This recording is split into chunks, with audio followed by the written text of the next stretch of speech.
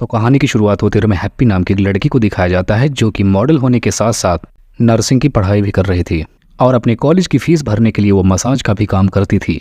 अब कॉलेज के बाद हैप्पी की मुलाकात जिम नाम के एक लड़के से होती है जो कि एक क्लाइंट होता है।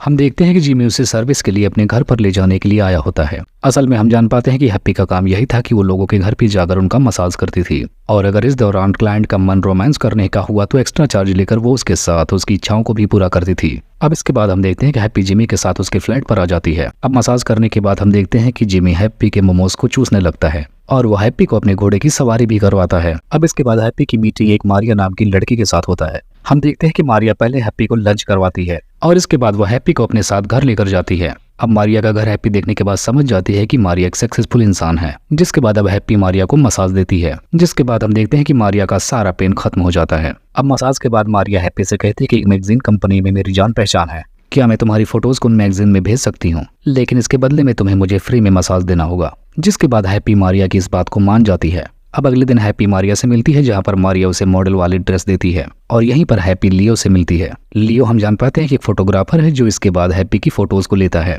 और फोटोशूट के दौरान ये दोनों एक दूसरे की तरफ अट्रैक्ट हो जाते हैं। अब अपनी फोटो शूट करवाने के बाद हैप्पी वहां से चली जाती है। अब हैप्पी के जाते ही मारिया और लियो दोनों एक दूसरे पर टूट पड़ते हैं और लियो मारिया के खेत में जमकर अपना हल चलाता है। अब अगली सुबह हम मारिया को जिम में देखते हैं। वहां पर वो अपनी एक फ्रेंड से मिलती है। वो मारिया को किसी प्रोड्यूसर से मिलवाने के लिए कहता है। दूसरी तरफ हम लियो को देखते हैं जो हैप्पी को कॉल करके उसे अपने घर पर बुलाता है। वो उसे बताता है कि तुम्हारी फोटोज प्रिंट होकर आ चुकी है और तुम इसे आकर ले जाओ। जिसके बाद हैप्पी लियो के पास पहुंच जाती है। यहाँ पर वो अपनी तस्वीरें देखने के बाद हैरान रह जाती है। इसी दौरान लियो हैप्पी से फ्लर्ट करते हुए इसके करीब आने की कोशिश करने लगता है। पहले तो हैप्पी लियो को मना कर देती है, ये कहते हुए कि मारिया तुम्हें पसंद करती है, इसी वजह से मैं तुम्हारे साथ ये सब कुछ नहीं कर सकती। लेकिन यहाँ पर लियो हैप्पी को कहता है कि मैं तुम्हें पसंद करता हूँ और अगर तुम्हें नहीं पसंद तो तुम यहाँ से जा सकती हो। अब उसके मुंह से इतना सुनते ही हैप्पी अपने मोमोज को खोल कर लियो के मुंह में डाल देती है। अब यहाँ पर लियो पोजीशन बदल बदल कर हैप्पी के साथ रोमांस करता है। वैसे तो हैप्पी बहुत सारे घोड़ों की सवारी कर चुकी थी, लेकिन लियो की सवारी उसके लिए नया एक्सपीरियंस था। अब सब कुछ हो जाने के बाद लियो अपने रूम में जाता है। तब यहाँ पर हमें पता चलता है कि पूरे घर में कैमरास लगे हैं और थोड़ी ही देर पहले लियो ने हैप्पी के साथ जो कुछ किया था वह कैमरे में रिकॉर्ड हो चुका है। तब यहाँ पर हम समझ जाते हैं कि ये सब कुछ इनका एक फ्रॉड है और यहाँ पर ये लोग लड़कियों के फंसाने के लिए ऐसा काम करते हैं। अब उसी रात मारिया को भी दम देखते हैं जो लियो से रोमांस करना चाहती थी, लेकिन लियो तो हैप्पी के साथ अपनी सारी एनर्जी वेस्ट कर चुका था। अब लियो की हालत देखने के बाद मारिया सारा माजरा समझ जाती है। अब इसके बाद मारिया उसके सीक्रेट रूम में जाती है जहाँ पर उसका कंप्यूटर रखा हुआ था। यहाँ पहुंचने के बाद वो कंप्यूटर में देखती है कि आखिर लियो ने हैप्पी के साथ किस किस तरह के रोमांस किए थे। अब ये देखने के बाद मारिया को काफी जलन होने लगती है। अब अगले दिन वो दोनों हैप्पी को अपने घर पर शिफ्ट होने के लिए कहते हैं ताकि वो लोग भी उसके अच्छे से वीडियो बना सकें और इसी दौरान लियो और मारिया दोनों एक दूसरे के साथ फ्लर्ट करते हैं। यहाँ पर वो कहता है कि ये तुम्हारी वीडियोस को अडल्ट साइट पर अपलोड करता है। यहाँ पर सार्जेंट हैप्पी को उसकी वीडियोस को दिखाता है, लेकिन जिस तरीके से वो हैप्पी को दिख रहा था ये देखकर हैप्पी समझ जाती है उसको उससे क्या चाहिए। अब इसके बाद सार्जेंट हैप्पी को मसाज करने के लिए कहता है, लेकिन हैप्पी को अच्छे से पता था वो उसके साथ क्या करने वाला है, इसीलिए हैप्पी पहले ही अपने फोन का कैमरा ऑन कर देती है। अब इसके बाद सार्जेंट भी हैप्पी के खेत में अपनी खुदाई करता है, लेकिन ये सब कुछ हैप्पी के फोन में रिकॉर्ड हो रहा था। अब अपना काम खत्म करने के बाद हैप्पी वहां से निकल जाती है, जिसके बाद वो सार्जेंट को उसका ही वीडियो भेजकर उसे धमकी देने की कोशिश करती है। यहाँ पर हैप्पी उससे कहती है कि अगर तुमने मुझे दोबारा से फोन करके मिलने को फोर्स किया तो मैं ये वीडियो पुलिस को दे दूंगी।